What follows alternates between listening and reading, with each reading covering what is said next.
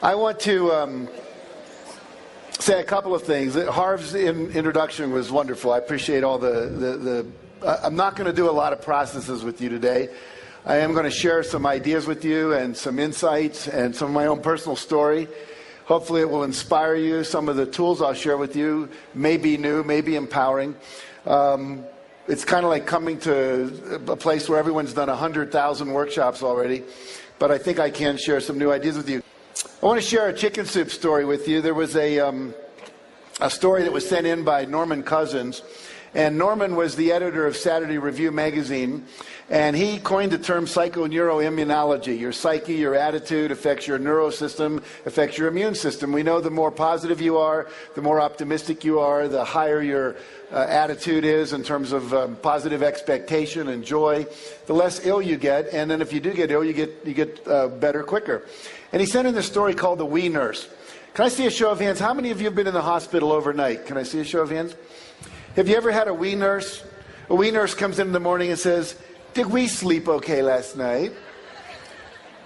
We didn't eat all our breakfast today, did we?" And a favorite one that he hated was she'd come in and say, "We haven't had our bowel movement yet today, have we?" And this wee thing irritated him, and one day he decided he wanted to get back at her. So she came in and she had a little plastic cup. She said, "We need a urine sample." And he said, "Okay, if you'll leave the room, we'll make one." So she left and went out in the hall. And he looked over on his breakfast tray, and it was a glass of apple juice, which he had not yet drunk. He took the apple juice, poured it into the specimen cup, rang the little buzzer. She came back in. He handed it to her. She looked at it and said, "My, we're a little cloudy today, aren't we?" He said, "Here, give it back." And he grabbed it back from her, took the cap off, and then proceeded to drink the whole thing down and said, "Let me run it through again for you. I'll see if I can make it come out clearer this time." Now, I was over in Bangkok. How many of you have been to Bangkok, Thailand? How many of you have seen the Golden Buddha? It's one of the 3 tourist attractions. You always see the Jade Buddha, the Golden Buddha, and the reclining Buddha, and that kind of thing. And this Buddha is 10.5 feet tall of solid gold. The gold value alone is about $196 million. That doesn't even count the artistic and the historical value. And when my wife was taking that picture, I was over next to I'd say about 5 feet away, there was a big glass case. And in that case, there was a piece of clay about 1 foot wide, 2 feet tall, 2 feet thick. And it said that in 1953, they did not know there was such a thing as a Golden Buddha. They were moving this large clay Buddha from one side of Bangkok to the other to make room for a road that was coming through. And as they picked up the Buddha with the crane, because it was very heavy, a big crack went down through it. And as the crack went down through it, the head monk got scared and he lowered the Buddha down. And he said, "We better take a look at it and see if we've done any damage to it." And it started to rain, so they put a canvas over it to keep it dry. That night, the monk came out and he shined a flashlight in to see if it was staying dry, and something reflected back from inside the crack. He said, "Clay does not reflect light. There must be something else in there." And so the next morning, they chipped away in behind where they wouldn't see it if they made a mistake, and lo and behold, sure enough, was this Golden Buddha. And their best theory is that 300 years earlier, when the Burmese were attacking Thailand, the monks of this monastery covered up the Golden Buddha with clay to make it look worthless so they wouldn't steal it. They also think all the monks were killed in a massacre, and the secret died with the monks. And then they rediscovered it. The word discover means what? Take the cover off of. Discover something. It was always in there, but they took the cover off. I was having dinner with my wife that night, and she said, "Jack, that Buddha is like all the people in our seminars. They come in with this cover of clay of their negative beliefs, their self-doubt, their sense of guilt and shame, their beliefs that they're not enough, that they're not worthy, they don't deserve. And what we really do is we take the clay off so this golden essence can come and be there as who they are again, their true identity. It's not like we put anything in. It's just that we remove the things that are not there. I think Barbara talked a little about that earlier today. So as we go through this next hour and a half, think about and hold that metaphor, that image of the Buddha, and it could be the golden Christ, the golden Buddha, the Atman, the source, whatever you want to call it, but that's who you really are. And although we do a lot of things of giving you more information and tools and all of that, really if you were to stop doing the stuff that's negative, as Harv said, you've been defined. When you came in, you were just fine. And what we did was we layered on all that stuff. If we could just start to remove that and realize that everything you need is in you now. You have everything you need to do everything you want to do. It's just that we learn not to trust that. So we'll hold that as a metaphor. Now, you heard this morning, I was listening, I've got one of these great rooms right over here where I could sit in my room and listen to what was going on down here. And whoever was introducing in the morning said that you know about this combination lock idea. And I think you had, what is it, 10, 24/7? Yeah. And think about that model. I was eating dinner with a guy who's the Alabama State chess champion. We were talking about success. And he said, if you know the combination to the lock, it doesn't matter who you are. It doesn't matter if you're black or white, young or old, male or female, if your IQ is 150 or your IQ is 50. If you know the combination, the lock has to open. And what I've discovered in my work, and I've been doing this work for 30 years. I started with a man named W. Clement Stone, who was worth $600 million back in 1968. And he taught me everything he knew about success, and I've been applying it to my own life and teaching it to others. And then I've done hundreds and hundreds of workshops where I've been the student and gone to India and studied with masters and so on over the years. But there is a combination. There is a system. If you know the combination, you can unlock success. The problem is many of us are missing a few of the numbers. And so what I'd like to do today is just kind of remind us and maybe share some of the new things that you might have forgotten. Now here's a man named J. Paul Getty. He was at once the richest man in America. And when they asked him what were the secrets of success, he said there are three. It's very simple. He said get up early, work hard, and find oil. Not that complicated. So obviously it's a little more tricky than that. At Keller Williams, they have a formula or a system. It's a real estate sales company. And they said if you'll make 5 in-person sales calls and 10 over-the-phone calls every day, write 15 thank you notes to the 15 people you talk to, and view 5 new properties, that system always produces a high success rate in this company. So it's a system. It's a formula. Again, 5, 10, 15, 5. Again, this morning, 10, 24/7 that you've learned in Peak Potentials. So there are some formulas. Now, when I studied this, I came up with 64 universal principles that I've studied over the last 36 years. I don't expect to share all those with you today. Maybe we'll get through 9 if we're lucky. But this is a book I wrote called The Success Principles. It's now in 17 languages. You can see a couple of them up there. The one on the far left is in Russian. I was just speaking in Cannes last week in France to 6,500 women from Russia, the Ukraine, and Kazakhstan. I found out my name over there is Giek. Literally, we'd come out of the hotel and there'd be 500 women going, Giek, Giek, photo, Giek, autograph, Giek. And all of a sudden, I was really glad I'm not Brad Pitt because you couldn't move. But anyway, this book has really taken Russia by storm. And there was one man stood up and he said, you know, I bought 100 copies of your book and gave them to everyone in my village, and our village has totally changed. We've changed how we're governing ourselves. We've changed how we're doing business. So we know these principles work universally. They're not just American principles. And I'll also share a little bit of some of the new ideas that I have about the law of attraction that has to come out of the secret. There's some things I think that are missing in that movie, things we said but that got edited out that I think are useful to touch on. So that's where we'll be going today. Now, would you rather take the short route or the long route to success? Very good. Me too. Wouldn't it make sense to just go straight for the cheese and not get caught in the maze? So I've devoted my life to go further and faster with less effort. My next book is called Effortless Success. Alan Cohen, who talked to you yesterday, has a book. I just bought it in the airport, didn't even know it was out yesterday, read it halfway here to Denver yesterday before I came to Aspen, called Relax into Wealth. And so what we're all seeing now is it doesn't have to be as hard as most of us had made it. So we'll talk about how we can make it a little easier. Now, the promise I make, if you do the things I teach you, you can learn to double your income and double your time off and create more balance and fun in your life. And all of my students who work with me do that in 2 years or less. So it's easy to do if you put in the time and you make the commitment to do the work. Now, in my own life, as Mark shared with you this morning, we've sold over 110 million copies of our books that are in 47 languages right now. And this is little Marky Hansen that came from Waukegan, Illinois, and little Jackie Canfield who grew up in West Virginia. And when I grew up in West Virginia, we were the 48th worst state in terms of education in the country, and that's when there wasn't Alaska and Hawaii as states, so we were the bottom. I had a dysfunctional family. My mother was an alcoholic. My father was a workaholic and somewhat abusive. She divorced him when I was 6, to save the kids from getting beat up. And so if I can do it, you can do it. I graduated from the half of the class in my college that made the top half possible. So just want you to understand, it's not about brain power, but it's about how you use your brain to do the work. Okay. Mark and I also have a Guinness Book of World Records. You probably know that. We have 7 books on the New York Times bestseller list on one day.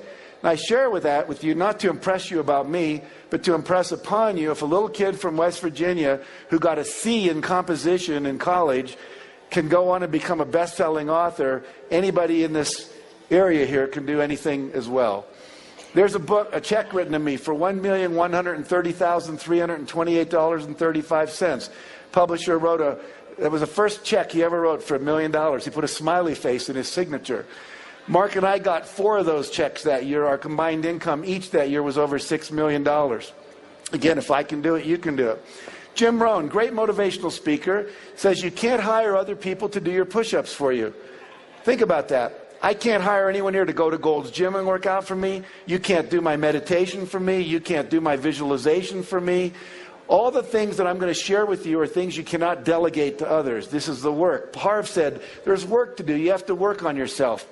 When I speak at the National Speakers Association, and people say, I want to be a speaker like you. I want to go out and make all money and affect the world and change people. What advice would you give me? And I said, the first thing is work on yourself. When I first learned about personal growth, I took 38 weekend workshops in 1 year. The only weekends I wasn't taking workshops was when there weren't any. Mother's Day, Thanksgiving, Easter, Christmas, etc. Spent $17,000 out of my $38,000 income taking workshops back when they were like $100 for a weekend. But the point is, it's that level of work on yourself that opens up and takes off the clay and allows your natural genius to come forward. Buckminster Fuller, who Mark Victor Hansen talked about, said there's no such thing as a genius. He said some children are just damaged less. It means there's less clay on the golden Buddha or the golden Christ that lives inside of each of them. Now, the first principle, if you're taking notes, this would be a good place to start. And if you're not taking notes, this would also be a good place to start. And that is to take 100% responsibility for your life and your results. Now, most of you have heard that before, but I would ask you a question. Have you ever blamed anyone for anything in the last year? We get mad perhaps at the president or the economy or the oil prices, or we blame other people for our not being successful. You literally have to give up all blaming and take 100% responsibility for your life, that you're creating it the way it is. You have to give up complaining. Complaining means I have a reference point for something I prefer that I'm not willing to risk creating. If I was complaining about my wife, it would mean that I have to have a reference point of someone better out there that I would rather be with, that I'm not willing to risk leaving my wife to go be with. Or I'd have to risk working with my wife and sharing with her there were things I didn't like about her that I would want her to change, and that might create a conversation that might be a little bit uncomfortable. But without taking that risk, I can't create what I want. If all the women in the world tomorrow died except for my wife, and I came to work, would I be complaining about my wife? No, I'd be going, hey, there's only one woman, and guess what? I got her. You only complain when there's a possibility of something better. Complaining tells you there's something I want I don't have, and when you complain, that's not an activity that's going to produce it. It's simply something that says I'm going to complain about it rather than do anything about it. Give up all justifying for why you didn't achieve your results, all defending your positions that don't work, and all excuse making. Now, I met this kid named Matty Christensen when he was 11 years old. We were interviewing him for one of our chicken soup books. And he said, if you look at the picture, you'll notice he has no arms past the elbow and no legs past the knee. He's got 2 prosthetic devices on his knee, from the knee down for his legs and his feet. And he's got a lacrosse stick appended to his arm, prosthetic device, which allows that to be his pitching hand and his catching glove. And at 11 years old, Maddie's baseball team was #2 in the state of New York, with him being the pitcher. So what that tells us is it doesn't matter what your condition is, you can still choose to create what you want and become a champion. Maddie said to me when I interviewed him, he said, you have to give up all of your excuses and find a way. He says, if you're going to be successful, you have to be solution-oriented rather than a complainer. I was getting a seminar on success from an 11-year-old boy. Now, there are 3 things we have control over in your life: your thoughts, your images, and your behavior and your actions. You know, Harv does a seminar called The Millionaire Mind. It's the idea of our thoughts making and controlling our reality. So I want to look at thoughts with you for just a minute. We'll see how the weather holds out here. Hopefully we'll make it through this. What I'd like you to do is look down at the end of your hand. You'll notice there is a little line that goes across your wrist. Does everybody have like a little indentation, a little wrinkle that goes across there? And you'll have one on the other side as well. And here's what I'd like you to do. I'd like you to line those up perfectly, and then put your hands together like that, but start them so that they're coming directly from that line. And if you're like most people, you're going to find that one of your hands is a little longer than the other. Most of you find that? Take your shorter hand and put it in front of your face. If your hands are the same length when you do that, take either hand and put it in front of your face. And here's what I want you to do. I'm from California, like Barbara, so we do a lot of weird stuff there. So I want you to look at your hand, and we're going to say out loud in unison 8 times, grow longer. Okay? So we're just going to intend for our hand to grow longer. We're going to do it in unison. So here we go. 1, 2, 3. Grow longer. Grow longer. Grow longer. Grow longer. Grow longer. Grow longer. Grow longer. Grow longer. Okay, stop. Now line them up exactly the same as before, and notice what happened.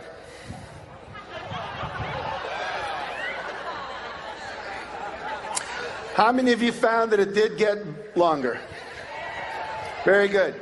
So what this shows us is the power of our intention and the power of our minds over physical matter, starting with our body. And we see that we actually have that power over physical matter all throughout the universe. Now, the good news is we can do this. The bad news, in case there are any men thinking about this, is that so far the research has only been on the hands, okay? So I don't want you to waste a lot of time tonight with this. All right. Now, we've all heard of the internet. You've all used the internet. You've got Blackberries, and you send wireless telephone calls. We can call someone in Singapore right now and talk to them. How does that work? There's waves that go through the air, and there's what we call amplitude. How high does the wave go? And there's frequency. How often does it go up and down? And by controlling those amplitudes and frequencies, we can create information. We can encode information and send it across the world. We now know, a friend of mine coined the term the internet, a guy named Bob Scheinfeld, who wrote a book called Busting Loose from the Money Game. And he made the point that we literally, every thought we think is extended around the world like a giant email sent out over this thing which he refers to as the internet. And we know that it works, and we know it goes quite far for the following reason. There is research with the astronauts where they'll have astronauts up on the moon or up in lunar modules 250,000 miles above the Earth, and they'll have them open envelopes at random times, and there'll be a shape in there like a square or a circle or a pentagon or a parallelogram or a rectangle. And they'll look at it and they'll concentrate on it for several minutes while there are students back at Duke University in the parapsychology labs who will close their eyes, go into a meditative state, and see if they can receive what the astronaut's sending. And they get a high correlation between what they're sending, way beyond chance, in terms of them able to pick up this thought form without any amplification through technology or energy waves, radio waves, that kind of thing. So we know that our thoughts can travel 250,000 miles. So I love what Ralph Waldo Emerson said. He said, great men are they who see the spiritual thought is stronger than any material force, that their thoughts rule the world. Our thoughts literally travel all across the world. There's actually people that are now contemplating and projecting out from their work in quantum physics and neuroscience and metaphysics that 1 hour of inner work, working with visualization, working with the law of attraction, working with affirmations, working with the power of intention like you just did with Grow Longer, that 1 hour of that kind of work actually will produce the same results of 7 hours of physical labor in the world in terms of achieving your goals, whether they're financial goals like becoming a millionaire or whether they're other kinds of goals like ending world hunger, that kind of thing. How many of you are familiar with the work of Dr. Masaru Emoto, the Messages of Water? Great.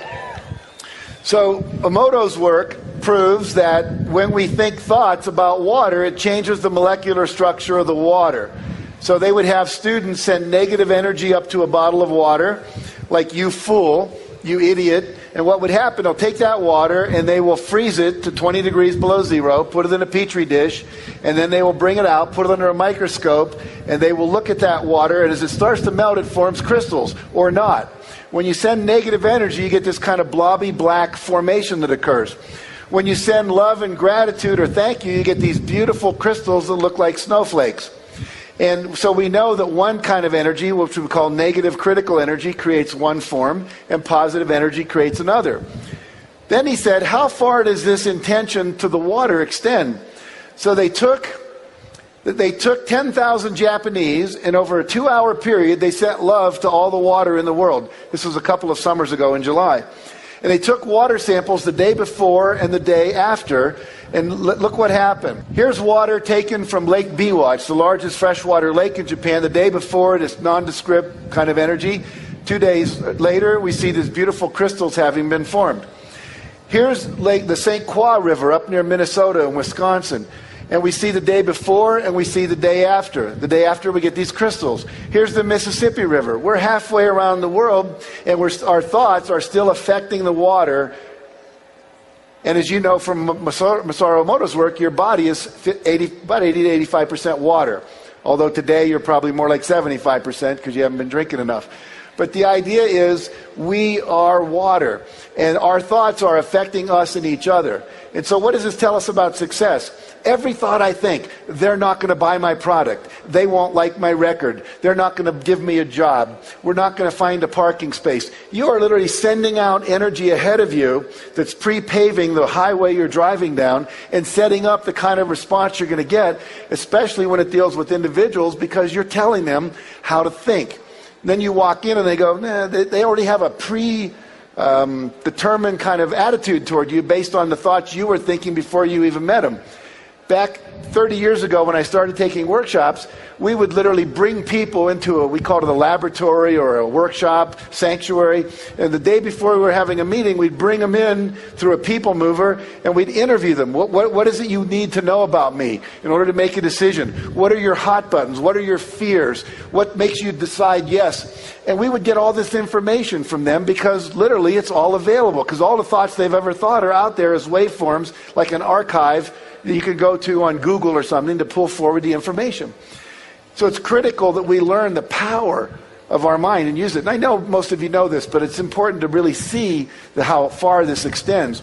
So again, your reality is not the cause of your thoughts and your feelings, but your thoughts and feelings are in fact what is creating your reality. Now, every thought you send is a vibration. And I want to share a story with you. Mark and I decided one day that we were going to sell 1 million books in one day. No one had ever done that up until then. Since then, J.K. Rowling's done it with, I think, the 3rd Harry Potter book. Now, at that point, there was no model to go after, no one to say, how did you do it so we can model what you did. We simply had a vision and a goal. And we started holding this in our mind every day. We'd see a picture, New York Times headline, Canfield and Hansen sell 1 million books in one day. And we visualized it, we intended it, we put energy into it, we talked about it, we fantasized about it, we believed it was possible. About 35 days later, we're at this conference in New York. We're at this conference in New York where they have the American Booksellers Association convention. And I get on a bus after the convention to go back to the hotel. I sit down next to this woman, and she says, "You're Jack Canfield, aren't you?" And I said, "Yeah," thinking she knows who I am. I'm pretty cool. And then she said, it's your name tag. Kind of reduced my ego a little bit. And then she said, what are you and Mark up to? You're the Chicken Soup guys, right? And I said, yeah. I said, we just decided to sell 1 million books in one day. She said, really? I can help you do that. As fast as I said it, she said, I can help you do that. And I said, really, how? She said, I'm the buyer for the W.H. Smith bookstores. Now, if you've ever been at an airport, most of them have a W.H. Smith bookstore.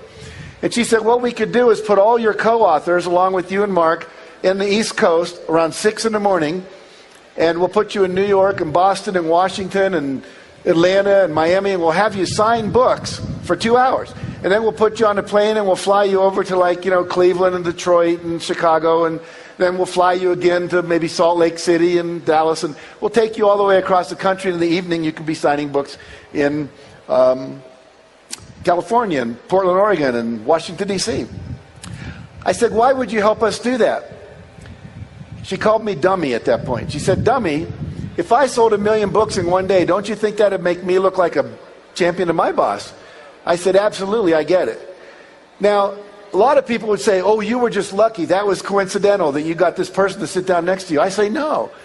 We sent out an email saying, Jack and Mark want to sell 1 million books in one day. Anyone who wants to play, please reply.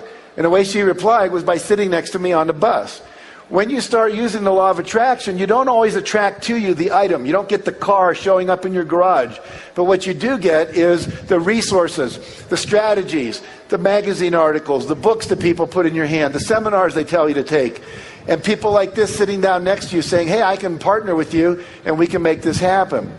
And that's happened over and over and over and over in our life. A couple of months ago, I said, I want to go to the Olympics in Beijing. I'd never been to the Olympics except in LA for one day. I said, I want to go.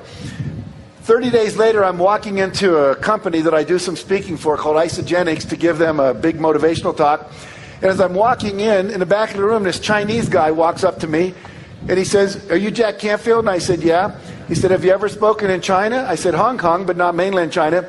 He said, how would you like to do that? I said, great. I said, even more importantly, I'd like to get tickets to the Olympics. He says, oh, that's a done deal. I can get that for you. He walked up to me. So literally, you'll start having these people come into your life. There's actions you have to take, but it gets very, very exciting. So we want to use the internet. I just told you that, so we'll move on here. Now, you may remember in the movie The Secret, it talks about the 3 steps. Ask, believe, and receive. And I want to take this ask part a little deeper today. So the success principle 2 that I write about in my book is called Decide Exactly What You Want, which is the asking part. Having preferences, having desires, setting goals, having a vision, having objectives, becoming a millionaire, whatever it is that you want. Now remember in The Secret, it says talk about what you want, not what you don't want. I was interviewing a woman, a counseling client, and she said, I want you to teach me how to use the law of attraction to get the perfect guy in my life. I said, great. Describe your perfect guy.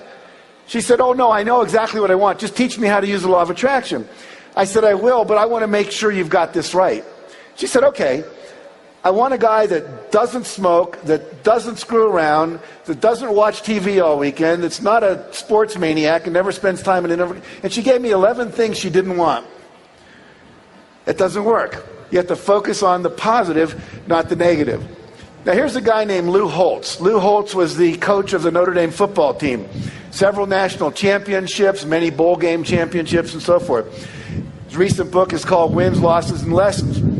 Now I wrote a book, or edited a book, a year ago called You've Got to Read This Book. And I interviewed 55 people, along with Gay Hendricks, about the book that had changed their life. Was there one book that changed your life? And he said, yes, there was a book that changed my life. It was called The Magic of Thinking Big by David Schwartz. I see a few people are clapping. You've read the book. Exactly. Now, in that book, David Schwartz says you should make a list of all the things you want to achieve before you die. And he recommends a list of 100 things. I know Mark mentioned that this morning. So Lou Holtz had just lost his job. He was an assistant football coach, lost his job, and he was home, and his wife had to go back to work as a radiologist to make enough money to feed them. And one day she came home and she said, I was in the supermarket and they had this book for sale called The Magic of Thinking Big. Why don't you read it? So he read it. He wrote out 107 goals that he wanted to achieve. And when his wife came home at night, he was real excited, and he showed it to her. He said, honey, look, 107 things that I want to achieve in my life. Thank you for this book. It's got me real excited. Why don't you read my list? So she read the list. Then she said, at the end of the list, she said, Lou, you need to add one more goal to the list. He said, what's that? She said, find a job. Find a job, Lou. We need to have a job. Now he had 108 goals. Lou's now in his 70s, and when I was interviewing him, he said, I have achieved 102 of those 108 goals. And those goals included winning a national football championship, eating dinner at the White House with the sitting president, meeting the Pope, going to the Vatican, appearing on the Johnny Carson late night show. All major goals. Landing a plane on an aircraft carrier was another one he had. Now, what he said was the goals give you direction. They give you a sense of movement in your life. John Goddard is another person we wrote about in the first Chicken Soup for the Soul book. He set 127 goals when he was 15. He's now in his 70s. He's achieved 115 of his 127 goals. So I really want to have all of you do that as a way to get clear about what it is you want in your life. If you've not yet done that exercise, sometime before you get home, on the plane home or whatever, start to think about what would be 101 goals that I want to achieve. When I was interviewing General Wesley Clark, he said it doesn't take any more effort or any more time to dream a big dream than it does to dream a small dream. Barbara today was talking about dreams of changing the world, of bringing your influence and your essence, your contribution out into the world. Big dreams. Mark talks about ending hunger and biofuel, and today we're doing the Live Earth, and we're talking about creating a sustainable planet that's ecologically feasible, that has social justice for all, and that has economic sustainability for everybody. Those are huge goals. Let your goals be as big as you want, but don't make them bigger than you want because you don't have to. In other words, trust what you want to do. Walt Disney said, if you can dream it, you can do it. You're not allowed to have a dream that you don't have the capacity to create, either through your own efforts or the efforts of gathering a team together. How many of you have a GPS system in your car? How many of you know what a GPS system is? Yeah, it's simple. You get in my car, I have a Lexus, I get in there and I punch in an address. I can punch in an address in Colorado and it will provide a map for me all the way from where I live in Santa Barbara to Colorado. I don't have to know the way. And the same is true for you. Once you set a goal, the how will show up. Too many of us are concerned. We won't set the big goal because we don't see how we can do it. We don't want to look like an idiot. We don't want to commit to something and be foolish and be disappointed one more time. You do not have to know how. You only have to know what it is you want. And if you're clear about that, then the how will show up. I love this metaphor. I know Harv used it in his seminars and I use it in mine too. It's that if you drive in the dark, and I put this into The Secret, you may remember, if you're driving in the dark, you only see the next 100 yards ahead of you. That's all you need to see. When Mark and I decided we wanted to write a book of stories, we didn't even know how to get an agent. We didn't know how to get a publisher. But later, we were about halfway through the book, we met an agent at a party. And we said, how do you get a book published? He said, I'll be your agent. Then we went to New York, and 24, 33 publishers, whatever it was, turned us down. And then we went, the agent gave us the book back and said, I can't sell it. You have to sell it. So we went to the Booksellers Association convention because someone said if you go there, every publisher, there were 4,000 publishers there, they all have booths. Most of them have their acquisition editors. So we went and did that. Finally, Health Communications decided to publish it. Now we didn't know how do you market it. So we asked 11 people, including Barbara DeAngelis, John Gray, who'll be speaking here. We asked Stephen Covey. We asked Ken Blanchard, who wrote The 1 Minute Manager. We asked Harold Bloomfield, who wrote the TM book on Transcendental Meditation. All had best-selling books. And they said, do this, do this, do this, do this, do this. We did 5 things a day that they told us for 14 months. We did not hit a bestseller list for 14 months. But once we hit that list, as Mark said this morning, we were number 1 on that list, the New York Times list, for 3 years. And then when we brought out the second book, we didn't even think about that. Oh, second book. And then a third one and a fourth one. Now 125 books, something like that in print.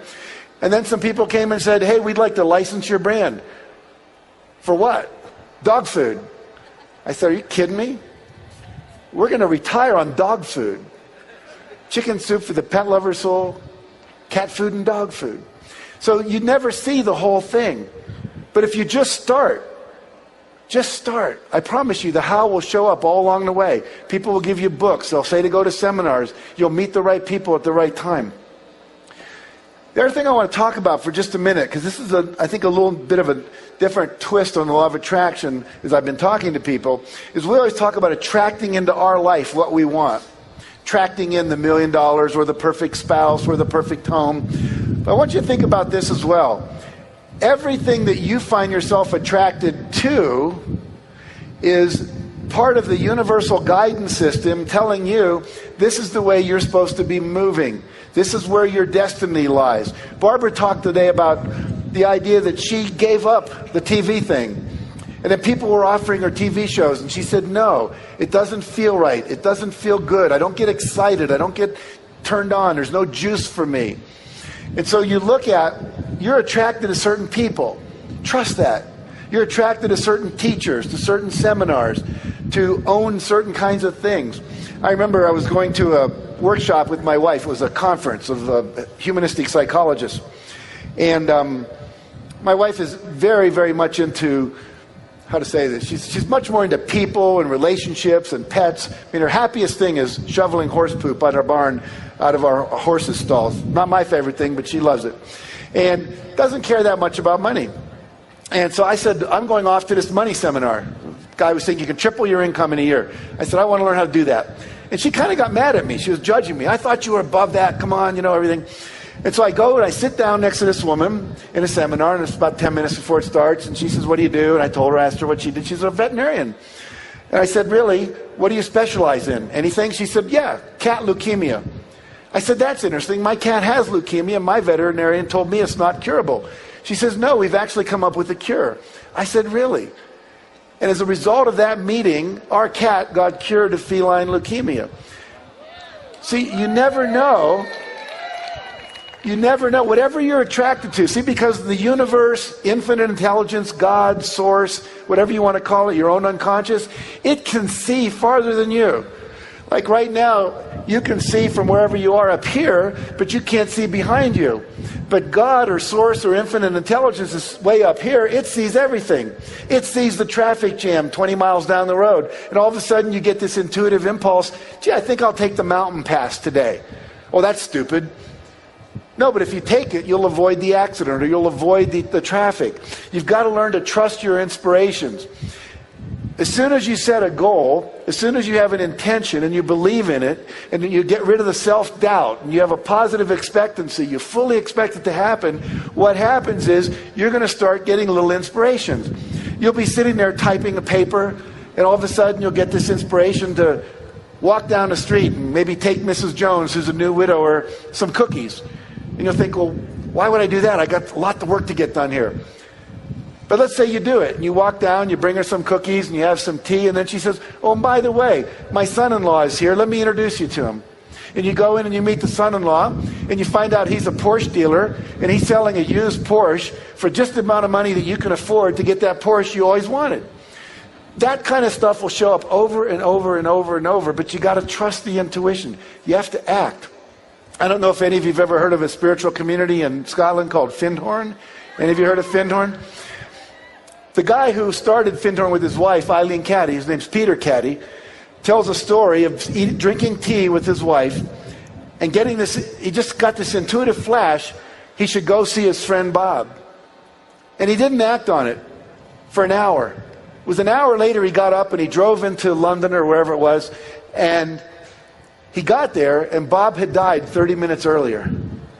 And he said, I learned from that moment, when I get an inspiration or an intuitive flash, I need to act on it now, right this minute. How many of you have had an intuitive insight to do something, didn't do it, found out someone else did it, and made a whole lot of money doing the thing you thought about but didn't do? Any of you ever had an experience like that? Yeah, you've got to take action. As soon as you have the impulse, start acting on it. Now, 3 quick techniques to clarify what you want in life, how to ask clearly. One of them we just talked about, but I'm going to talk about a different one here for a minute. It's called the irritation list. My suggestion is you go back to your home, your house, your apartment, wherever you live, and you make a list of everything that isn't exactly the way you want it. anything that irritates you. There's never a stapler by the Xerox machine. The screen door never quite closes and the bugs come in. That picture always hangs at an angle. You put it straight and it hangs at an angle again. Or there's a crack in the wall. Or, the kitchen drawers are a total mess. Or you can't find stuff in the garage or the closet. These things don't fit. Those things don't work. Your kid's room's a mess all the time. There's a smell coming out of it. Whatever it might be. Write it down. And then make another half of the sheet of paper and write exactly the way you'd like it to be. Throw away the half of the paper about what you don't want, and then go and fix everything so you get exactly what you want. Take a day or two and schedule it. Clean up as many of those little things as you can. And people go, well, why should I do that? I want to be a millionaire. I'm focusing on world peace, and you want me to be worried about my sock drawer? And the answer is yes. Because when you don't get exactly what you want in the little areas of your life, what you do is you slip into a state called resignation. You start believing you can't have it the way you want it. You actually numb out your awareness to not see that thing anymore. Have any of you ever noticed if you have a little crack in the wall and you don't fix it within a month, you stop noticing it? And then a year later, someone says, you got a big crack in your wall. But you stopped noticing it. It just became part of the background. Most people are going through life resigned, settling. Most of us are settling. Now, most of you here are not. You've made a choice to go for your life and create it the way you want it and believing you can have what you want. But do this irritation list, clean up all the little things, and the big things commit to at least one a quarter that you're going to get rid of. And then you can set a date for cleaning out the garage, or you can set a date for the new filing system, or getting the car that works, or whatever it is that's important to you. The second thing we already talked about, the 101 goals list. Make sure you do that. Have you seen that book, 1,001 Places You Should Visit Before You Die? Right there is a whole bunch of stuff you can put on your list. And we just knocked off southern France, Nice, Saint-Tropez, topless beaches. What else do we have on the list? But it was a lot of fun. 3 years ago, my son said, Dad, you always talk about taking me to Europe. When are you going to do it? And so we went to London, Barcelona, and Paris and spent 4 days in each city, just me and my 16-year-old son. Had a great time. We had it written down. He knew it was there. And because it was there, it actually ended up happening. The third thing is called the vision exercise. Most of you know about the power of vision, but I'd like to just share this with you real quickly. You focused a lot about finances, millionaire mind. How much money do you want? Financial independence, never have to work again. Also, look at your business and career goals. Maybe you want to open up China as a market. Maybe you want to be the salesman of the year in your company. Maybe you want to have a whole different career path that you want to go toward. Maybe you'd like to win an award or be elected president of your professional association. What's your vision for your ideal business and career life? Most people have that stuff down. But how many of you have goals for how much fun you're going to have this year? What kind of fun you're going to have this year that's measurable and specific in your vision of your life for the next year or the next 2 years or the next 5 years? You need to have your fun time goals. My wife and I, at the beginning of every year, schedule all of our vacations. We take about 10 long weekends, 4-day weekends. This year we're taking 5 week-long vacations. We just finished one in the south of France. In August we're doing a week in La Jolla with my family. We just came back from Africa in March where we spent a week, and so on and so forth. Schedule the time, because otherwise it never happens. Maybe you want to take salsa dancing lessons. Maybe you'd like to take an improvisational theater class. Maybe you'd like to do stand-up comedy.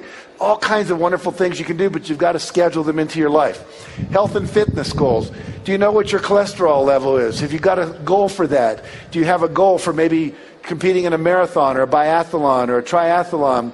Or maybe 1 year in my health and fitness goals was to get rid of my toenail fungus. Any of you ever have that yellow toenail fungus? And most people just settle for it. Oh, it's old guy's toe disease. Nothing you can do about it. Well, if you take olive leaf extract long enough, you can get rid of it. And that became my goal, one of my goals for the year. So health and fitness goals. Relationships goals. How many of you have written goals for the next year about what you want to accomplish in the area of relationships? Just curious. See a show of hands. Not too many. 1 year mine was create 5 new male friends. We just moved to Santa Barbara. And what happens for most men is if you have kids, you move to a new town. Your wife goes and takes the kids to school.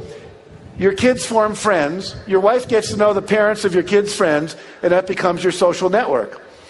And I didn't like any of the husbands of my wife's new friends. It just didn't interest me.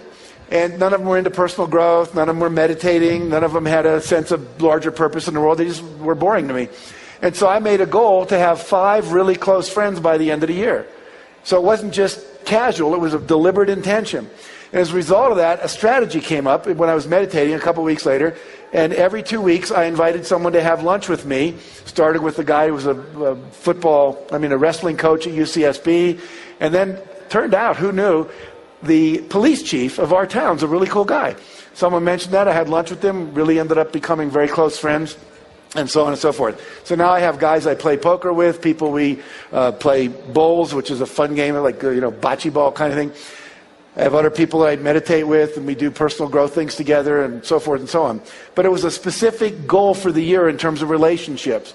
And then the area of personal. Personal would be personal growth, emotional growth, things you want to do that grow you. It could be learning to play the piano. It could be learning French. We heard Art Linkletter speaking, I think, like 9 languages. So what are your goals in the personal area? And then finally have a vision for your life in terms of contribution and legacy. I want to share a story about this part.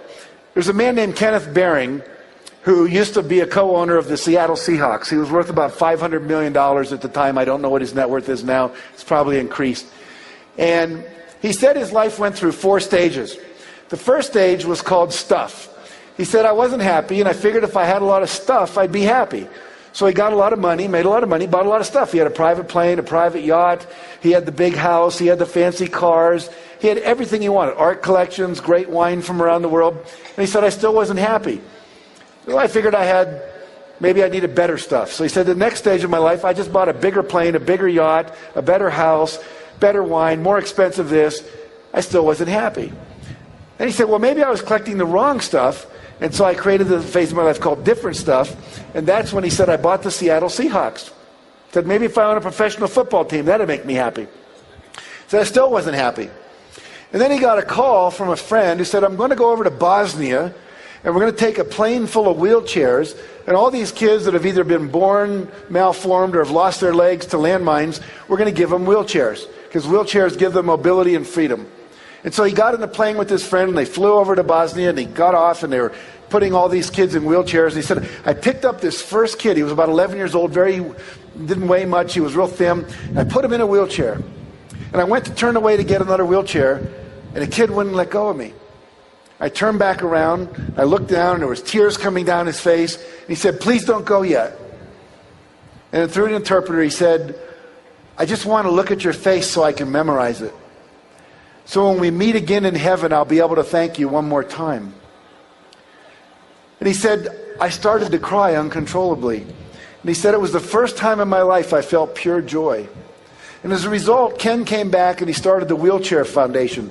They've given away over 400,000 wheelchairs to kids around the world. And he said, I've never been happier in my life. And now he's created a new foundation because one of the biggest problems in the world is lack of clean water. We have thousands and thousands of people with all kinds of diseases and cataracts, all because they don't have clean water. And so he started a new foundation. He said, I've never been happier in my life, and he calls this last stage of his life purpose. And he actually wrote a book called A Life of Purpose. The point being, and several people have said this, the real joy comes from giving. Bob Proctor, I know, will talk tomorrow about this. I love this idea. He said it's critical that you make a lot of money. He said money is very useful. He said without money, the good you can do is limited to your physical presence. See, I can show up at a homeless shelter and I can hold kids and I can read stories and I can brush people's hair and I can do lots of stuff, but it's limited to my physical presence. But when you have money, as Mark does and I do and many of the speakers up here do, we give away millions of dollars. We planted over 1 million trees in Yosemite National Forest, figuring we certainly used up a lot making books. So we thought we ought to put a few back into the ground.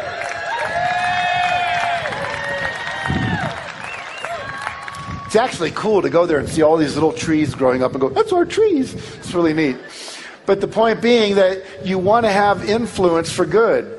You know, Mark talks about creating enlightened millionaires that give away at least $1 million. And if you create 1 million millionaires that give away $1 million, you're talking about $1 trillion in philanthropy in the world. That's not so hard to do.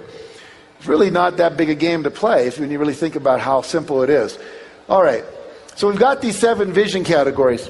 What I'd like to do with you for just a moment is I'd like you to close your eyes and trust that your stuff won't blow away in the wind here.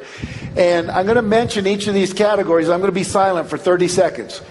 And what I'd like you to do is just let come up from you, from the internal natural child, from your inner self, your high self, the part of you that knows what you really want, to come up with, what do I really want in that arena of my life? And I would say, think in terms of the next 2 years.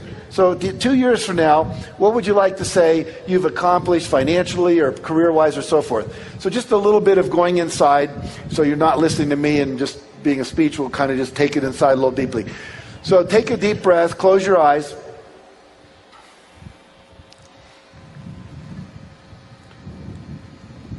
And take another deep breath and just let it all go. You can feel the wind on your face, a little bit of moisture. Remember, whatever it rains, it's cleansing, it's cleaning out the old, bringing in the new. In Hawaii, they say whenever it rains, it's auspicious. It's the God's way of blessing the event. So we're going to get a real blessing now. So think of the area of financial. What do you truly want in your deepest heart, financially for yourself, 2 years from now? What would you like to have accomplished? What's your vision for that? And then think about the area of business and career. What do you want to accomplish? What's your vision for what you will have been able to achieve 2 years from now?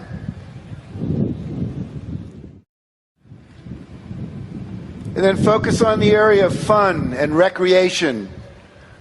2 years from now, what do you want to say you've done or experienced in terms of really having fun or recreation, travel, anything in that arena?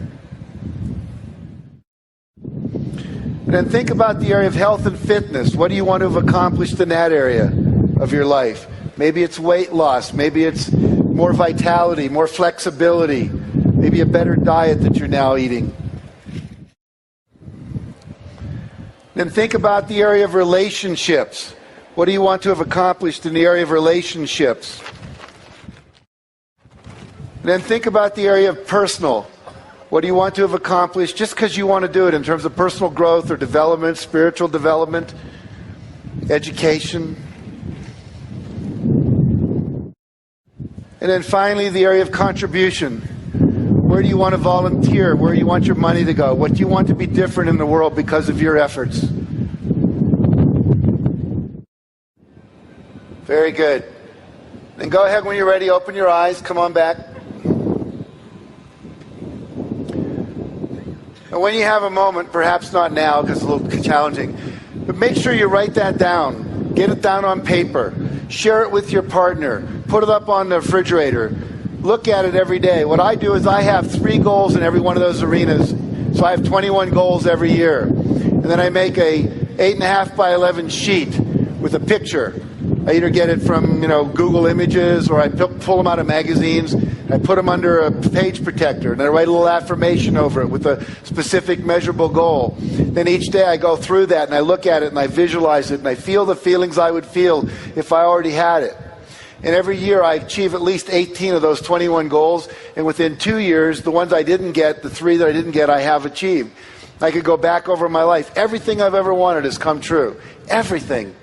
Now, still working on bigger goals like transforming education, world peace, ending hunger, but those are all moving along quite nicely in terms of the measurements that we're doing in the world of those things. Now, the next step, obviously, and we won't do that here either, but you've got to set measurable goals. How much by when? Want to be wealthier? How much? Be specific. So I'd like to double my income because I will earn $350,000 by midnight, December 31st, 2008 at 5 p.m.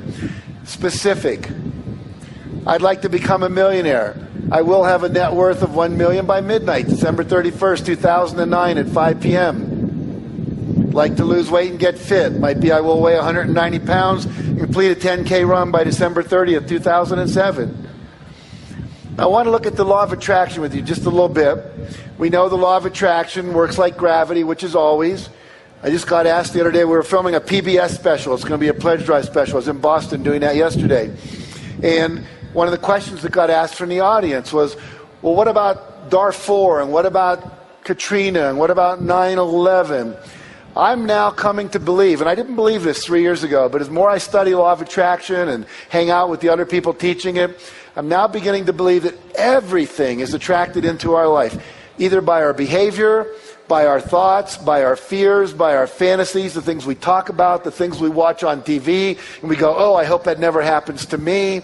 Or we watch a movie like Blood Diamond and we see all this violence over diamonds and we get really upset about it. We actually create more of everything we have intense feelings about. So literally, I want you to act as if you're creating everything and become really, really, really, really disciplined about what you think, what you read, what you watch, what you talk about. I was with Mark Victor Hansen in New York about 3 months ago. We were getting some awards for books, some convention, and we went out to dinner afterwards about 10 o'clock, and we talked till about 2 in the morning. And literally, in that 4 hours, neither one of us said one negative thing about anything or anybody. Mark told me the projects he was working on, and I went, that's fabulous. How can I help you? You need to meet this person. I just met that person. You guys need to network. It was all about how do we do it? Where do we do it? What's happening? What's good? What's good news? Mark was saying, wow, we can educate a kid in Africa for $120 a year. We can send him to college in Africa. I didn't know it was that cheap. You could do that. We talked about microloans. We talked about educating. We talked about some research that shows the fastest way to end hunger in the world is to educate young girls in rural villages. Who knew the research? But it's there. So literally, we just yes. How do we do it? Then I get on the plane the next morning to fly back to LA, and the guy next to me is talking about how crappy the world is, how bad his children are, the government, this thing is bad. Never occurred to us once to have a negative thought. It was all about what do we want? Let's make it happen. How can we help each other? You go. And so basically, that's what you want to be doing. Only focusing and talking about exactly what you want. When you talk about something's not working, all you're going to do is create more of it's not working. People come up to me and say, I've been doing the law of attraction for 3 months. I still don't have my cards. It doesn't work. Well, what you're focusing on is it doesn't work. And you're going to get more of it doesn't work. What you want to focus on is where it is working. Hey, I wanted to get a place by the window at the restaurant, and I got it. You know, some people keep what they call a manifestation journal. At the end of every day, what did I manifest? Well, how's it working? And what we know is what we focus on, what? It expands. And so you want to focus on only that which is what you want. Okay. Whatever you think about, talk about, and fantasize about, or give your attention to, you're going to attract more of. So you really have to become deliberate and intentional. Now, 3 stages we talked about. Ask, believe, and receive. So I want to move into the next section here in a moment. We're going to talk about believing, and we're talking about creating a vibrational match for that which you want into your life. You must always be feeling good. Anytime you're feeling good, you attract more into your life to feel good about. When you're feeling bad, when you're upset, when you're pissed off, when you're resentful, when you're scared, when you're in doubt, you're actually pushing away all the things that are waiting to come into your life. Most of what you want is kind of sitting out there in the parking lot waiting to come in, but when you're talking about negativity and you're criticizing other people, it's pushing it away. And the faster you can get over that, the faster you'll manifest stuff into your life. So the more we can be in gratitude and abundance. Let's talk about gratitude for a minute. When you watched the movie The Secret, you saw about the gratitude rock that Lee Brower uses in his life. John Demartini never gets out of bed until he has a tear of gratitude. Sometimes he says, I'm in there for an hour, just focusing on what I'm grateful for, but until that tear comes out of my eye, I do not get out of bed. And John is a millionaire, probably 100 times over. Started out as a dyslexic kid. He was basically dying when this person took him under his wing and gave him an affirmation, which was something like to the effect of, I am a wise person and everyone I touch is benefited by my wisdom. And now, John has read every book ever written by any Nobel laureate in any field in the last 10 years. And he's a genius at what he does. Whereas before they said, you got to drop out of school, you're ADD. And at 14, he dropped out of school. Gratitude. Rhonda Byrne, when she wrote the book The Secret, she said, I didn't start to write until I had so much gratitude in my heart that I would have a tear come down my face. She said, as soon as I was in that space, my fingers were just flying. In a book, she wrote that book in like 3 weeks. 3 weeks, wrote a book that sold over 3.75 million copies because she was in the space to receive. Because when you're in a space of gratitude, You're saying, I accept that which has been given to me, I appreciate it, and what that does, it opens up a space for more to flow in. The word grace, we say we're under grace, the grace of God. The word gracias in Spanish, gratitude, it's all from the same root word. The more gratitude we have, the more grace we receive that flows through us out into the universe in terms of our creativity and drawing to us that which we want. Abundance and generosity. You want to be always giving as much as you can. Barbara talked about that hugely today. Be in a state of joy. I now teach that at least 1 hour a day you need to take for yourself and do the things that you most love to do. Right now I'm learning to play the piano, so that's what my hour is about. For my wife, it's the horse poop and petting our dog and our cats and all of that stuff. She loves it. She just does. For someone else, it's listening to Bach or Beethoven or listening to Bono or whatever it might be. For someone else, it's painting or gardening. I was doing a seminar up in Canada, and I was actually on a TV show up in Canada, and this woman stood up in the audience, and she said, I have a question. I said, great, what is it? She said, I haven't been happy for 7 years. You're talking about joy. I haven't experienced joy for 7 years. I said, what happened 7 years ago? She said, my husband died. I said, really? I said, what did you used to do that brought you joy before your husband died? She said, well, I used to paint, I used to garden, I used to play the piano. And I said, have you done any of that in the last 7 years? She says, no. I said, well, here, go home, and tonight I want you to play the piano. Tomorrow I want you to go out and garden, and the next day I want you to buy some paints and paint something. Then I want you to write me a letter or give me a phone call, and I gave her my card. And about a week later I got a call, and she said, I can't tell you how happy I am. Happiness partly comes from doing things that make you happy. And for some reason, most of us spend our time doing the things we think we should do, and we don't go out and do the things that make us happy. So literally make a discipline of doing the things that bring you joy. It's like having a joy diet. And basically, if you can get into joy all the time, like Mother Teresa was, or the Dalai Lama is, or Mark Victor Hansen is 90% of the time, and I am 90% of the time, then things just start flowing into your life at a magical rate. Okay, forgiveness is another big piece. You must forgive, because anytime you're holding resentment, you're not in joy, you're not in love, you're not in inner peace. You have to let go and release. And there are all kinds of powerful processes. John Gray wrote a book about the total truth process. If you can feel it, you can heal it. There's a book on letting go on forgiveness by Jerry Jampolsky. I mean, there's many, many techniques out there. Find one and use it. The emotional freedom technique, the 5-minute phobia cure. There's a ton of technology that can, in like 5 minutes, you can get rid of a phobia. In 5 minutes, you can get rid of a negative belief, just tapping on certain meridian points. Things that we teach in our seminars, you can go into in greater depth. Be in a state of love. Always expect the positive. Always expect the positive. I basically gave Mark a little feedback. I mean, I think everything he said this morning, but once he said, oh, I don't think Al Gore will ever get 2.5 million people to watch that TV show. I said, Mark, that's a negative thought. Expect the positive. If you don't expect it, it won't happen. So you want to always be in that state of expecting that it's going to show up. Expecting it. I mean, how many of you would call Domino's Pizza, order your pizza, and then call them back and go, are you guys really going to bring it over? You sure? You're not kidding me? Yeah, you really do that. Okay.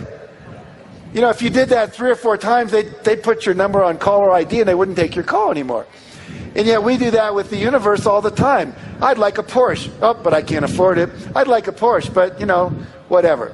Now, probably more today we should say, I'd like a Prius instead of a Porsche, right? We're all learning. Some of the things we've been trained to want aren't really the best things for us. We have to learn some new stuff around that. All right, I'm going to skip over that slide. Here, I love this quote from Tiger Woods. He says, one of the things my dad kept instilling me was the joy of the game. He made it fun for me. A lot of times I see a lot of kids, they don't enjoy being out there. It's a shame. You're supposed to enjoy the game. I say the same thing about life. You're supposed to enjoy the game. One of the things I try to instill in my clinics is, yes, go out there and give it all you have, but more importantly, enjoy what you're doing. If you're not loving it, all the teachers say, do what you love, the money will follow. Follow your passion, follow your heart. I don't know if Alan Cohen said this when he talked to you, but it was one of the things I learned in his book. Did he mention this concept of hell yes or hell no? Yeah, that's a great idea. If it's not a hell yes instantly, it's called screw it. If you got to be going like, well, maybe, maybe not. Let me I'll make a list. These are the pros. These are the cons. If you didn't get an instant, yeah. I mean, when Lynn Twist, who started the Hunger Project, and I met her about a year ago, said, we bring people over to our chateau every summer, 16 people for a week. I just went. And she said, would you like to come this year as our guest? And it was like, yeah, I want to come. It was like, well, let me talk to my wife, see if we can schedule it. As soon as you're doing that, it's like, it's not good. So you got to be following the excitement, following the juice. Mother Teresa she said, once I asked my counselor for advice about my vocation. I asked, how can I know if God is calling me and for what is he calling me? He answered, you'll know by your happiness. If you're happy, this will be the proof of your vocation. I think it was Thomas Edison said, when your vocation becomes your vacation, then the rest of your life is a blessing. So you want to be doing the thing that you would do, that you get paid for, doing the thing you love to do. In my seminars, I'll have people make a list, 20 things you love to do. When I first did that exercise, I wrote, I love to hang out with really cool people. I love to hang out with intellectuals who are thinking cutting-edge thoughts. I love to open my mail. I love to listen to music. Anyway, I went down my list. Then the seminar leader said, think of 5 ways you could make money doing that. I thought, how can I make money hanging out with really cool people? Well, one of the things I just did 2 years ago, I created something called the Transformational Leadership Council. We have 100 members of people like John Gray, who will be speaking to you tomorrow, and Gay Hendricks, who wrote all the books on relationships. And we get together twice a year for 4 days. And as a result of that, we have now co-ventured all kinds of cool things that have basically doubled my income in the last 2 years. And I'm hanging out with cool people. I'm making money doing the things I thought used to be what you got to do when you weren't working. So you want to keep following that passion. Now, law of attraction says believe. You got to believe it's possible. Trust your internal guidance system. We've talked about that. I want to share with you a story about a guy named Cliff Young. Cliff Young was 61 years old when he showed up at the beginning of a long-distance race in Australia. The race was 875 kilometers. That's about 650 miles. He was wearing overalls. He was wearing construction boots. All the other guys were 25 or 30. They're all in their Adidas, Nike, Puma, Asics running gear. He looks like an old farmer. He actually had galoshes on over his boots, he says, in case of rain. They said, have you ever run a long-distance race before? He said, no. I said, well, why do you think you can do this? Have you ever run a marathon? I mean, this is like 6.5 days. He said, no, but I'm a farmer, and I have to chase my sheep around, and sometimes I have trouble, and I have to chase them for 2 or 3 days, and I don't seem to get tired. I think I can do it. He said, why don't you start with a shorter race? He said, well, this was the only days that were free on my schedule when it was a race scheduled. I said, okay. So all the racers, the gun goes off, and they all take off, and they're really running fast. And Cliff's running like this. They called it the Cliff Young Shuffle. Now, Cliff had an advantage nobody knew about. Cliff had never talked to a coach. He'd never talked to an elite distance runner. He'd never read Runner's World magazine. He never read a book on long distance running. He didn't know that when you do a long distance race, you run for 18 hours, sleep for 6. Run for 18, sleep for 6. Run for 18, sleep for 6. So he was running so slow, when he got up to the part where everyone was gone to bed, they were all asleep. No one told him to stop and go to bed. So he just kept running on by. He ran nonstop for 5.5 days and broke the record by 12 hours.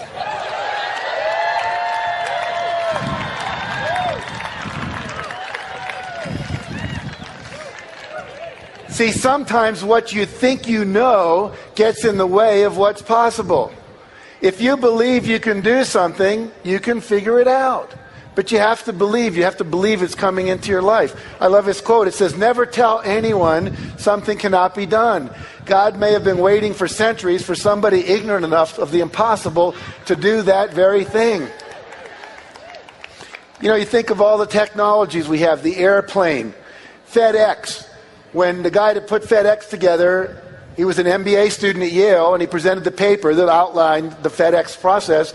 They gave him an F on it and said it's not possible, it will never happen. And now when you think it absolutely positively has to be there overnight, you go what? FedEx. So Everything that exists started out as somebody's dream, somebody's idea, and 9 times out of 10, they told you it couldn't happen. Here's a kid named Farrah Gray, 19 years old, born in the ghetto, mother's on welfare. At the age of 6, he starts his first company. By the age of 11, he has 3 companies. Now, they're small. They do things like take rocks, paint them, go door to door, and sell them as paperweights. But he made $50 his first day doing that, which was more than his mother made when she was the housekeeper. And then he got a bunch of kids together, and they would go to older people, and they'd say, we'll go buy your groceries for you and bring them back in our wagons. You just give us a couple of bucks. He gave one to the guy who went to get the groceries, kept one for himself, had a thing going. By the age of 12, he'd created something called the Urban Neighborhood Education Economic Council, called UNIQUE. He was getting businessmen like many of you and Harv and people like that to come in and speak to the other kids who were 12 and 13 to teach them business practices. By the age of 14, he had read a book by Deepak Chopra called The Seven Spiritual Laws of Success. One of them was the law of least effort. In other words, the thing that is the least effort for you, the thing that's easiest to do, that you can't imagine people would pay you for, is the thing that you need to go for, the thing you love to do. He said, what do I love? I love food, and I love kids. So what I'm going to do is start a food company for kids. He said, what do kids like? Kids like sweet things. So he created a syrup, like a maple syrup type thing that his grandmother used to have a recipe for.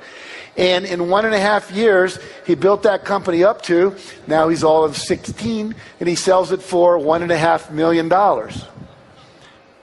He drops out of high school, moves to Las Vegas, starts a newspaper, opens a real estate agency, then a real estate development company. Then he writes a book called The Realionaire at the age of 19, and he's worth tens of millions of dollars. Why? Because he believed he could do anything he wanted to do. He said, if someone else can do it, I can do it. If Harv can do it, you can do it. If Mark can do it, you can do it. If I can do it, you can do it. If Eric Weihenmayer, a blind guy, can climb Mount Everest, there's nothing we can't do. But you have to believe it. So every project you create, you believe you're going to create, you're going to get the result you want. Oprah Winfrey said, you do not become what you want, you become what you believe. When I was on the Oprah Winfrey Show, sitting next to her, the auric field that came out of her, the level of charisma, would almost knock you over. And she said, I believed this stuff long before it was called The Secret and so on and so forth. But she believed as a little child, I can do anything I want. And she went out and did it. So can you. Step number 4 says, release the brakes. It's another way of saying create a vibrational match. And I'll just talk about this for a few minutes, and I think my time's going to run out here. Now, how do we do that? In order to receive something into our life, we have to be feeling the feelings we would feel if we already had the thing that we want to come into our life. So I have to feel like a millionaire before the million can come in. I have to feel abundant. I have to feel full of love before I attract the love I want. Gandhi said, be the thing you want. So if you want love, be loving. You want joy, be joyful. You'll attract more of that into your life. So I'm going to teach you 4 quick techniques. Most of you know these, but ask yourself, am I doing them? Number 1, affirmations. So I have an affirmation that says I'm reveling in my $6 million a year personal income. Actually, this year it's up to 9 on my affirmation card. So you want to have an affirmation describing the result as already achieved. I'm reveling in my income. And I close my eyes every morning. I feel the feeling. I see the bank account. I see my IRS report. $9 million gross personal income. And then I move to my next thing. This is one I used a number of years ago. I'm enjoying looking at my physically fit 185-pound body in the mirror. Now, if you look at that closely, you'll see my face when I have brown hair cut out and put over a body that was in some muscle magazine. And I put that on my mirror every morning.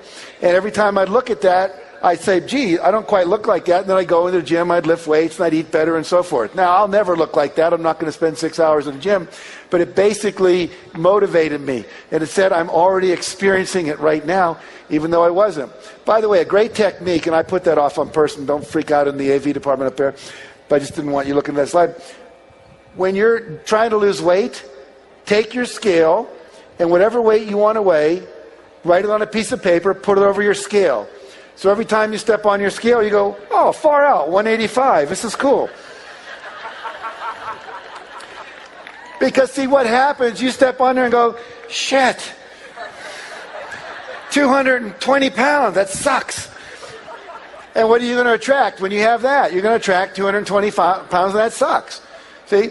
So you're basically fooling yourself. You're programming your unconscious to create the 185 or the 115 or whatever you want. When Mark and I were writing Chicken Soup for the Soul, people would say, what are you doing? We're writing a best-selling book. We never said we're writing a book. We're writing a best-selling book. And then it changed to we're happily celebrating the sale of 1.5 million copies of Chicken Soup for the Soul. One I have right now is I'm sharing my open, loving heart and deep spiritual wisdom with everyone I meet.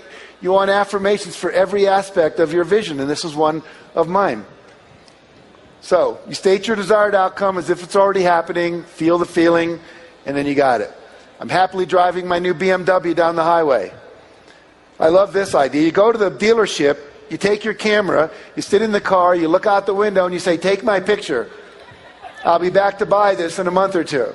Then you take that picture home, blow it up, 8 by 10, 14 by 10, put it on your refrigerator, make it your screensaver, and then it just keeps coming into your consciousness. That's my car, that's my car, that's my car. I did that. I wanted an Audi one year, and about 3 months after I started, a friend of mine came who actually owned an Audi, and he said, I'm going to Europe for 6 months. I don't want my car to sit because it needs to run. Would you be willing to use my car for the next 6 months? Sure, why not? It's a great car. I didn't have to pay for it. Go down to the dealership, sit in the car, put your hands on the wheel, feel the feelings, get used to it. If you want to stay in world-class hotels like the Four Seasons, go to the Four Seasons. If you can't afford a room there, just sit in the lobby and have a drink. Go to the bar, have one drink. Sit in the lobby, watch the rich people come by and say, someday that's me, or now that's me, because it is you. You're sitting in the lobby of the Ritz-Carlton, whatever it might be. Get used to the feeling. Go to the houses. When they have open houses for houses that cost $10 million, go. My wife used to say, why go? We can't afford it. I say, yes, we will be able to. And now I live in a $6.5 million estate. So the point is, you want to get used to the feeling. You don't want to feel uncomfortable. Have you ever been to Rodeo Drive and gone into some of the stores where men's shirts start at like $450? The suits are like $2,000 and up. And you walk in and you go, I don't belong in here. It's almost like they're going to ask you for your Platinum American Express card and you won't have one and they're going to throw you out like you're a homeless person. The truth is, go in there, try on the shirts, try on the suits. Before we could afford it, we went into Armani. My wife tried on these suits. She looked incredible. I went, honey, that's you. And she said, I know. And now we can afford them. We couldn't afford them back then. But now we can. So get into the feeling of it. All right, create vision board. How many of you have a vision board or a wish book? Okay. Here's one, a friend of mine, Rick Kinman's got all this stuff on it. Here's this. I love this one. Someone just sent me this. This was a woman who was single. She wanted to be married, and she wanted to get married in Greece. And you see the pictures she had on her vision board. And then she sends me this. 6 months after she made the vision board, she met a guy, he proposed, they got married, and they did it in Greece. Came out of the blue. Mark wrote a book called Out of the Blue. It will come out of the blue. Here's some of the things on my vision board. And there's a picture of Oprah, and I was on her show, millions of dollars. I'm working on that body on the left-hand side. And more flexibility, getting more sleep. I want to go to the Taj Mahal in India and do some more meditation. Picture of my wife and I enjoying my mortgage paid in full and so forth and so on. And then I ran across this really cool thing on YouTube. You might want to write this down. There's a guy named Malcolm Cohan, C-O-H-A-N. And he has a thing called Think It's So. You just go to YouTube and type in Think It's So. And what he's done now, he's created a proprietary software package where you can take your pictures from Google and all these places and you put them into this package. And then what it does, it becomes a screensaver that pops up on your screen and works like a PowerPoint presentation that just keeps rotating by. So Think It's So, Malcolm Cohan, C-O-H-A-N. He's an Australian. And once I learned that, what I did, these are just some of the pictures that are in my screensaver now. This one says, I'm feeling exhilarated talking to audiences of 5,000 people or more. I've talked to audiences of 5,000 people or more 10 times in the last 3 months, including 17,500 screaming women at Arbonne. Amazing. A lot of fun. I'm enjoying celebrating total sales of 5 million copies of the Success Principles book and DVD. We are celebrating having sold more than 1 billion copies of Chicken Soup for the Soul books, and we had a person mock up Time magazine cover for us. I'm thrilled to be working with people in positions of power to create a better world.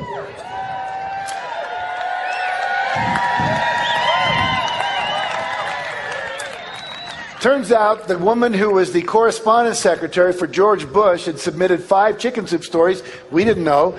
And she comes and says, I'm about to quit and go do another thing. You want to have dinner at the or lunch at the White House? So we went, and one of the things we got to do was go into the press room where Tony Snow stands up there and goes, yes, question, question. I got to take that picture. I'm sitting up with Mark at 2 o'clock this afternoon, and he says he was with Gene Houston in Greece. Gene Houston is one of the major advisors to Hillary Clinton, and Gene Houston said, we want you and Jack to work with the Democratic Party to help advise them for this new administration to bring more of this consciousness.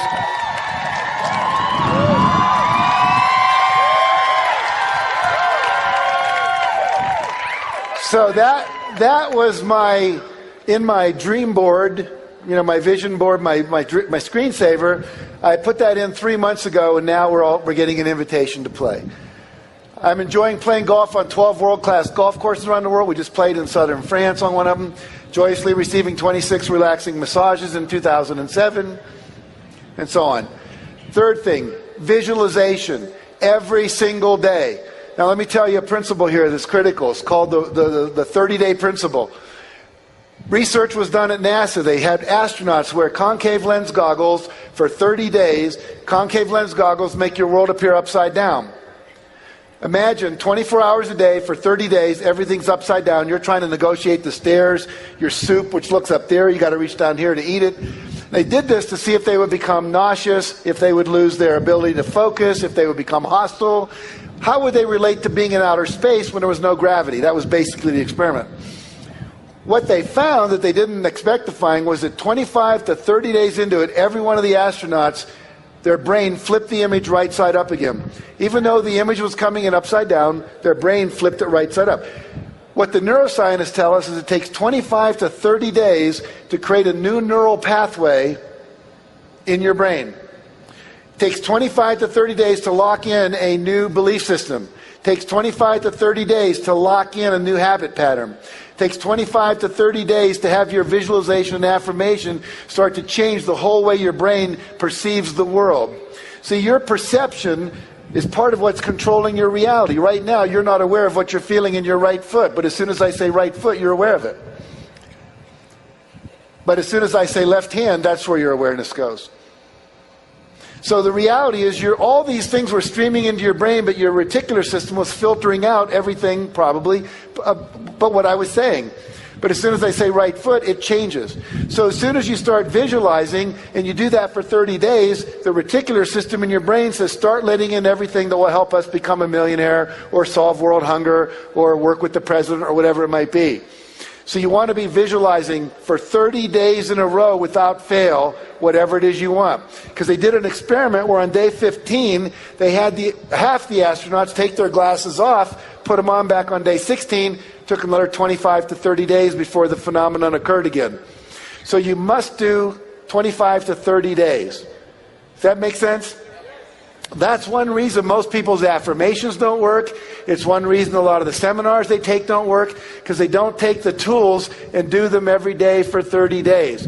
It's like that 10, 24/7 idea. The repetition over and over locks it into the unconscious and also opens up the perceptual field for you, and also programs universal consciousness out there in the world. Okay, this is one of the most powerful tools that Mark and I have discovered. It's called Act As If. You all know you start acting like a millionaire before you're a millionaire. Here's a cool technique. It's called the Come As You'll Be party. Have any of you done a Come As You'll Be party? Okay, here's what you do.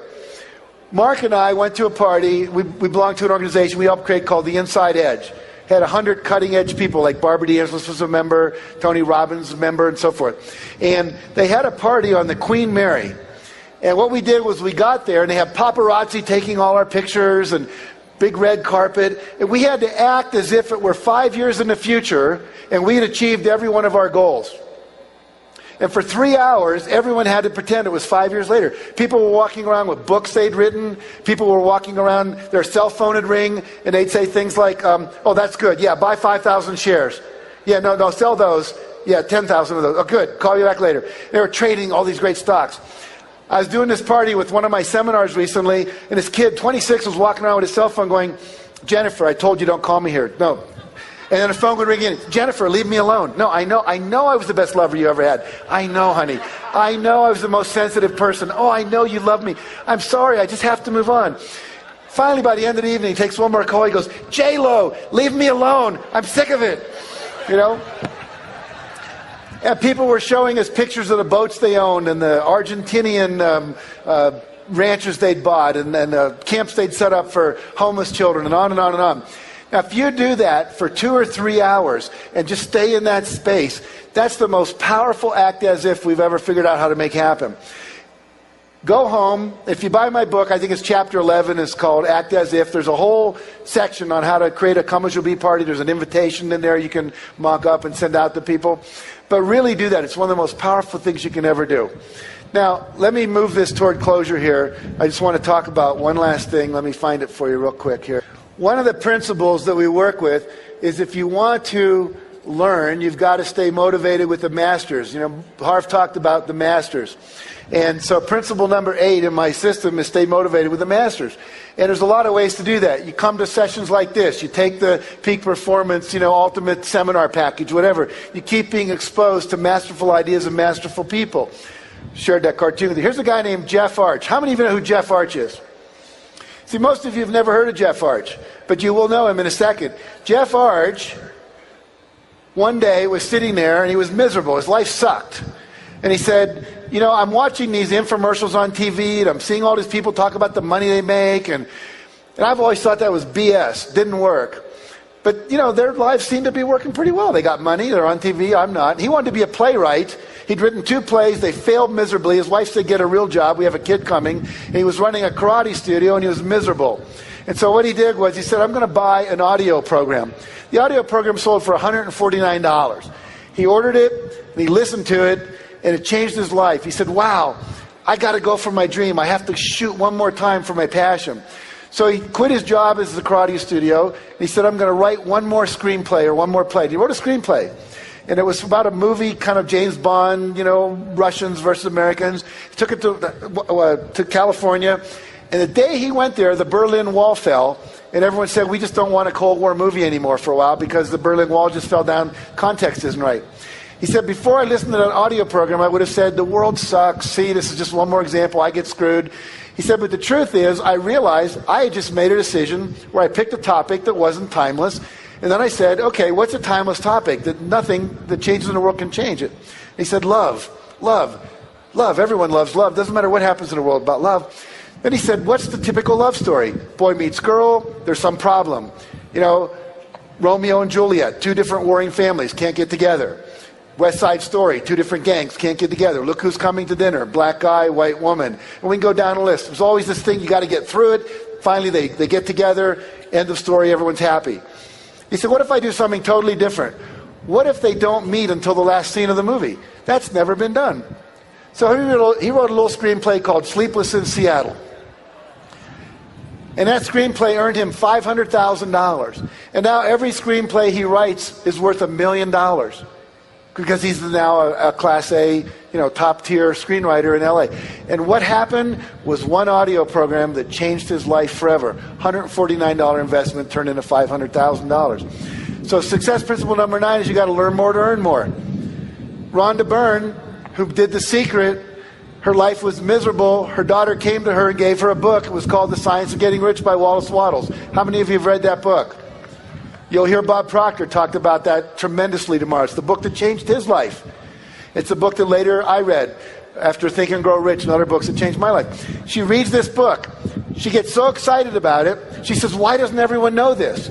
She goes out and she bought 300 books over the course of about 4 months. She read 300 books on law of attraction, science of success. Her investment was probably close to $1,000. Maybe more, a couple thousand, $3,000. Now she goes and she makes a movie called The Secret, and what happens is that movie costs $3 million to make. They've sold over 3 million copies. They've made $90 million based on her willingness to become a student, to learn more, and as a result of that, a producer who was, okay in Australia, now has a home about a block from Oprah, is working on a second movie, is working with Harpo Productions to create a reality show on The Secret.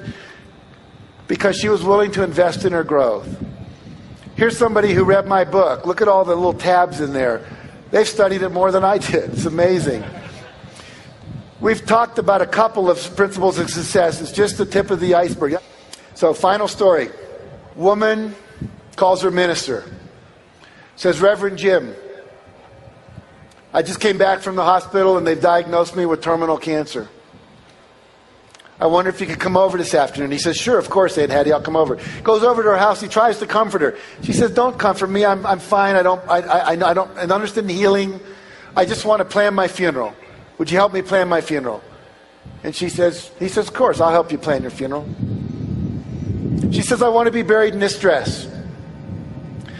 I want this hymn sung. I want these kind of flowers. I want a memory card that you give to all the people that came. I want my picture on it. This is my favorite poem. I'd like that on it.